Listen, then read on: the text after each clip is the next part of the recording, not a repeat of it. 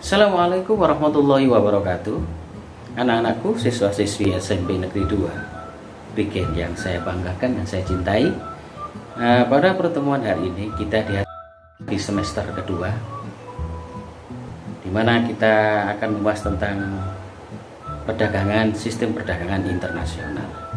Sebelum kita berlanjut, mari kita laksanakan protokol kesehatan, di mana pemerintah mendengungkan untuk selalu melaksanakan protokol kesehatan.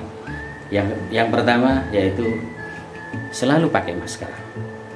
Kemudian yang kedua, selalu cuci tangan di air mengalir dan pakai sabun. Dan yang ketiga, jaga jarak. Oke, sebelum kita berlanjut, marilah kita berdoa dulu agar apa yang nanti kita laksanakan pada pagi hari ini bisa membawa manfaat dan keberkahan buat kita semua. Oke, silakan berdoa menurut agama dan keyakinannya masing-masing. Silakan. Selesai. Untuk pertemuan hari ini sebenarnya saya hanya tinggal sedikit mengulas lagi dari 3 pertemuan yang sudah berlalu.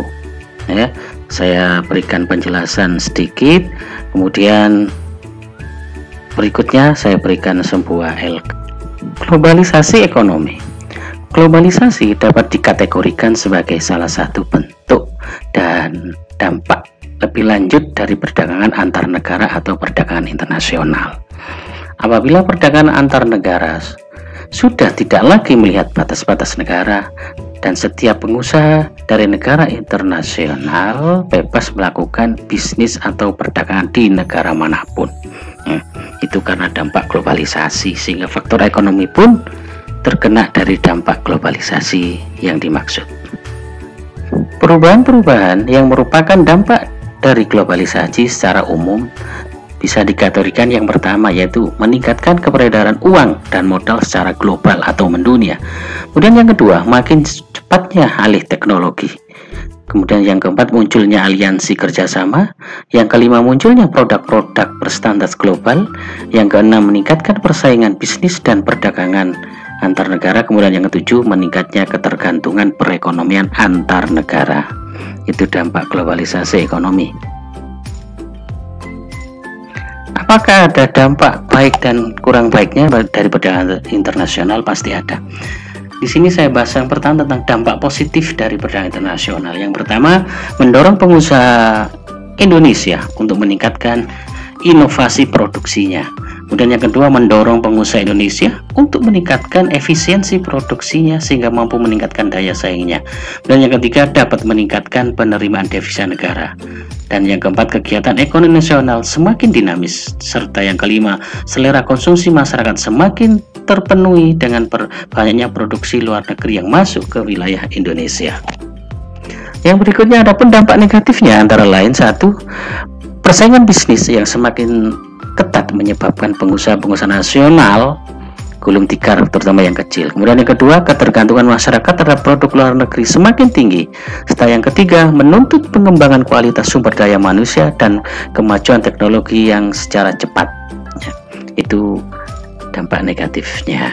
Sehingga kalau kita tidak punya filter yang hebat, filter yang kuat, itu akan sangat-sangat mudah tergerus oleh dampak globalisasi perekonomian dunia ini. Untuk sesi berikut, yaitu di sini saya akan berikan sebuah pemikiran tugas. Yang pertama yaitu tunjukkan kegiatan ekonomi masyarakat yang merupakan dampak dari adanya perdagangan internasional di sekitarmu saja. Dan yang kedua, adakah pengaruh kegiatan ekonomi masyarakat tersebut terhadap kehidupan ekonomi warga di sekitarmu? Jika ada, tunjukkan dan jelaskan. Yang ketiga, sebutkan tanda-tanda terjadinya globalisasi ekonomi di daerahmu. Jawaban ditulis di dalam kertas lembaran atau kertas lembaran. Kemudian kumpulkan sekolahan jika sudah waktunya jadwal mengumpulkan tugas kesekolahan tiba untuk kelasmu.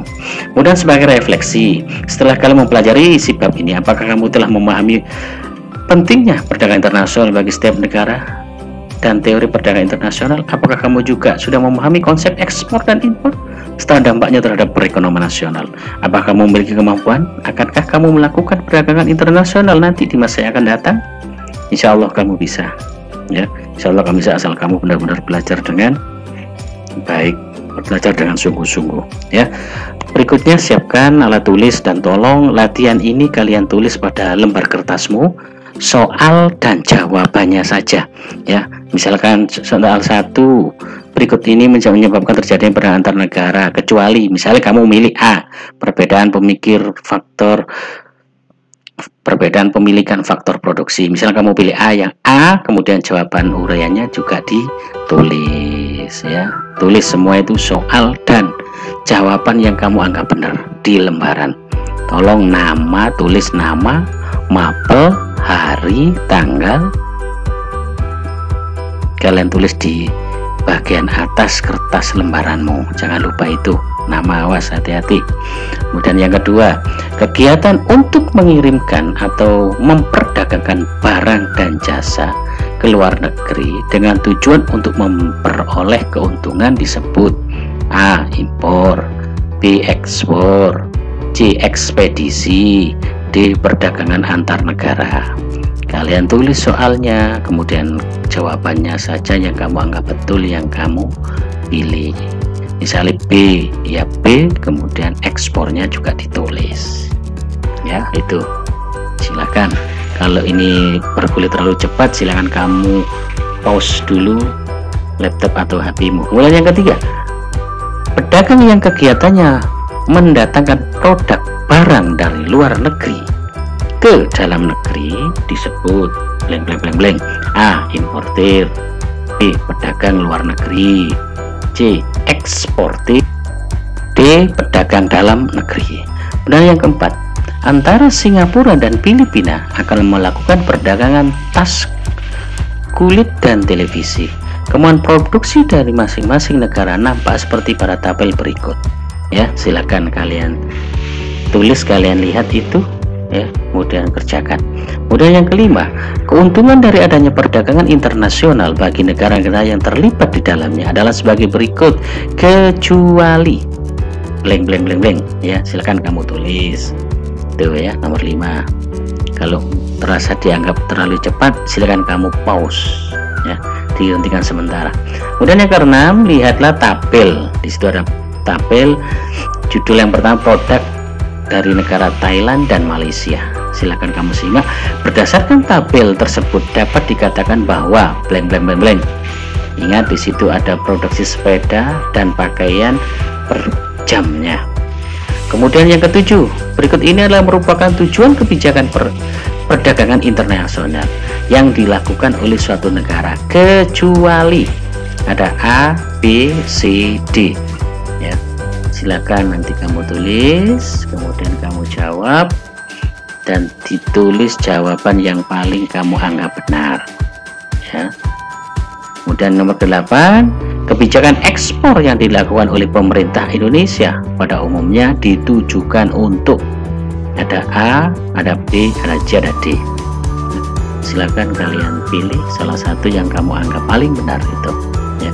Kebijakan ekspor oleh pemerintah Indonesia, ya, negara kita sendiri, Indonesia, ditujukan untuk apa tujuannya?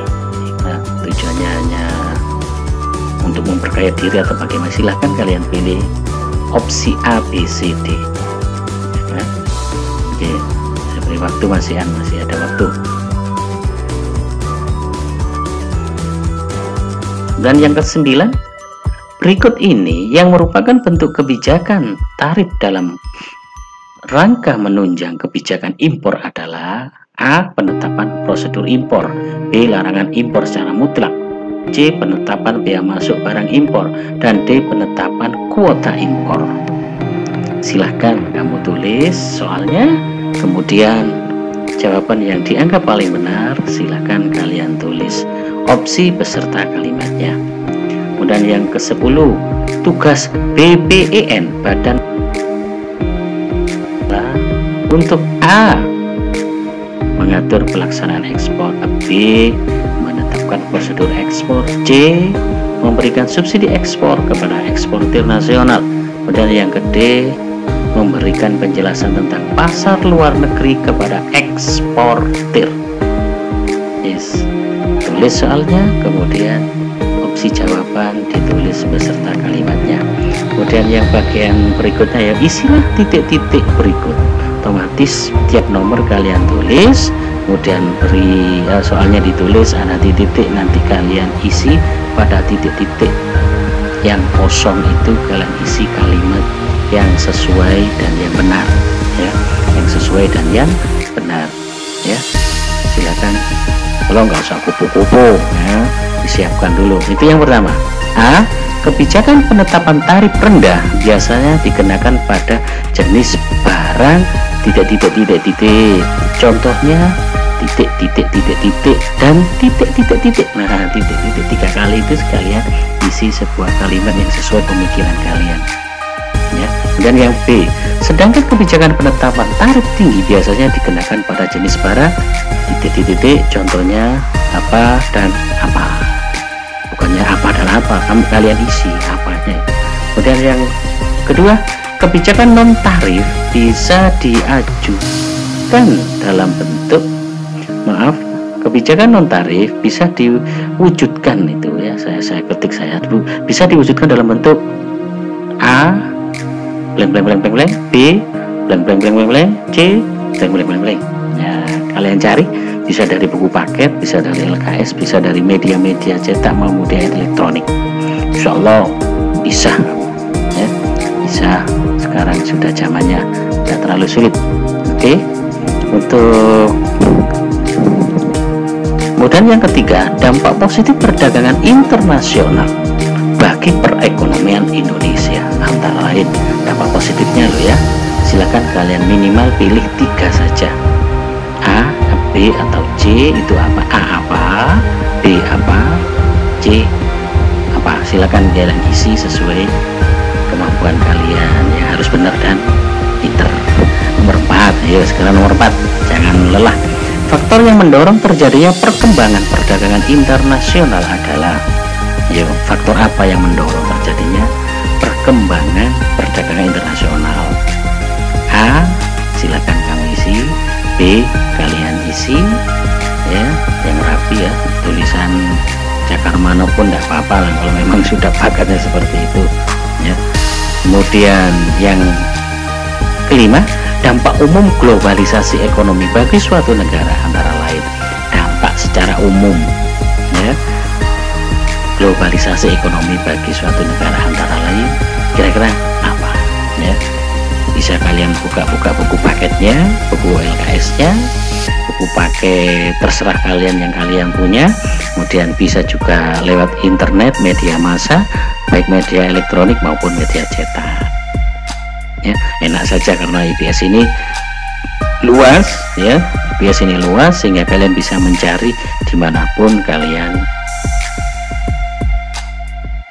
Oke anak-anakku, saya kira pertemuan pada hari ini saya kira cukup, ya. Tolong kalian kerjakan latihan-latihan tadi pada lembar kertas dan nanti kumpulkan ke sekolahan jika waktu jadwal pengumpulan tiba sesuai jadwal yang ada dari sekolahan, ya. Oke, saya akhiri, ada kekurangan saya mohon maaf. Semoga apa yang kita pelajari hari ini bisa memberi manfaat dan bisa menjadi inspirasi untuk kalian agar kalian hobi membaca, senang membaca, karena membaca adalah jendela ilmu, ya. Membaca adalah membuka wawasan seluas-luasnya. Akhiran, assalamualaikum warahmatullahi wabarakatuh. Tetap semangat. Dadah.